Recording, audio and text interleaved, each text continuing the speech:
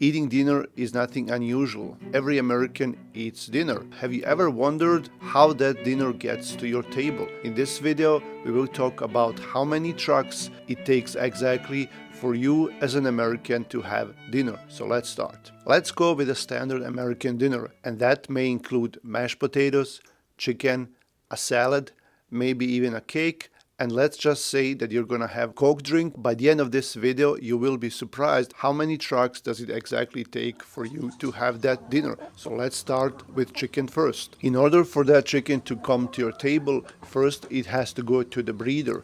Then it has to go to the breeder flock, to pullet farm, breeder house, hatchery, broiler farm, processing, distribution, and then go to the store. So all in all, it will take around 9 trucks for this chicken to come from the farm to your table. Next is potatoes. We'll need 1 truck to bring in the seeds. The seeds get cut, they get planted, and then it needs 1 truck to take it to the farm, another truck to take it to the food facility, 1 truck to the distribution center, and then 1 truck to the store. So now we have another 5 trucks. What about the salad? Well, for salad, it will take seeds to go to the farm, 1 truck to go to the warehouse, and 1 truck to distribute, and then 1 truck to the store. So all in all, this will take 4 trucks. Now, with the cake, it's a bit more complicated. Let's take a very simple cake called white cake. For this cake, you will need sugar, butter, eggs, vanilla, flour, baking powder, and milk. So for this cake, you will need a lot of trucks. And for the Coke drink, we will need around 7 trucks to bring all the way from the plantations to your table here in United States. Keep in mind that these trucks travel usually long distances. And also keep in mind that there are a lot of local trucks that deliver food. If you take into the account, it's around 3,000 miles from one coast to another here in the United States, and that most of these trucks will travel over the road, meaning a long distance from state to state. From my calculations, it will take around 400 miles for one of these trucks to travel. Let's say you have a farm in Iowa and you go to Utah. Let's say you have a farm in Michigan and you go to Florida. That's where it gets complicated. It's very hard to determine how many miles each one of these trucks will travel. So the answer to your question of how many trucks it takes for all of this is exactly 56 trucks.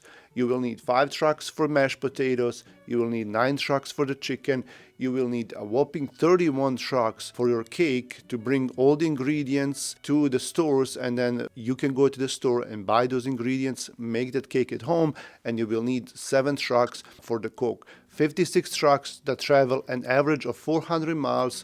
That's over 22,000 miles. So these 56 trucks traveled over 22,000 miles just for you to have that one dinner. And this is not all, there is more. Let's say that the average price for diesel in United States for trucks is around $3.8 per gallon. These trucks will use roughly 3,000 gallons to travel 22,000 miles. And the price for those 3,000 gallons or more will be over $12,000. Keep that in mind the next time you see a truck, and when you complain about this truck being slow or pulling in front of you or just being there on the road, because a lot of cities in the United States, especially smaller towns, are forbidding trucks from entering downtowns and certain areas. I understand that these trucks are big and loud and they take up a lot of space, but you have to know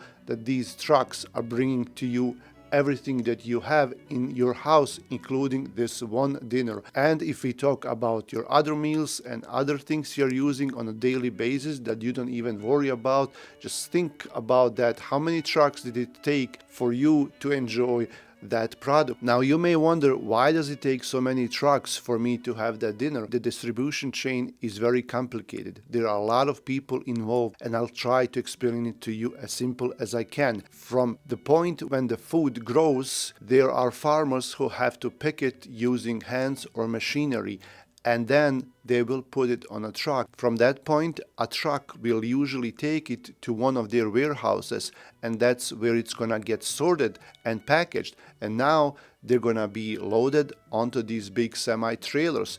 These semi-trailers will usually take those products to food facilities where they clean the product, where they sort it out, where they cut it, package it, and check it, inspect it according to FDA standards, and they will ship it later to other distribution centers or to factories or food facilities where they will process this food into something else. Now, once this product is in one of those facilities, then they will ship it to another facility where they might pack it or redistribute it or hold it in one of these big refrigerated buildings to cool it down and keep it fresh. Remember, all this takes a lot of effort, a lot of people involved in calculating, paying, and planning this freight. From that point, when this is in the last distribution center, then it will usually be loaded onto smaller trucks that will distribute it locally to local stores. And this goes for another products as well, not just food.